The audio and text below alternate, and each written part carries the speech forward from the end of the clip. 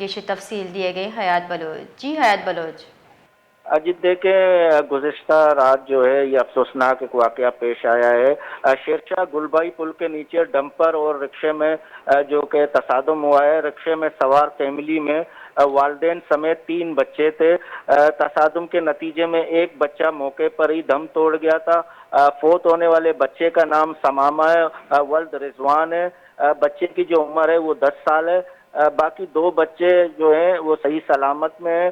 زخمی ہونے والے میں بچے کے والدین اور رکشہ ڈرائیور شامل ہیں۔ بچے کا والد رضوان ہے جن کی عمر 45 سال ہے، اور بچے کی والدہ لاریب جو کہ ان کی عمر 40 سال ہے۔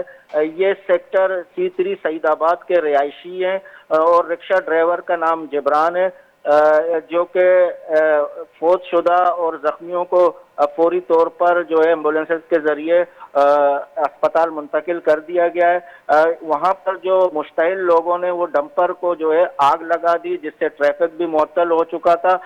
تو موقع پر فائر بریگیڈ آ کے آگ کو بجھائی اور پولیس بھی پہنچی، جس پر ٹریفک بعد میں بحال کر دیا گیا ہے۔ جی بہت بہت شکریہ۔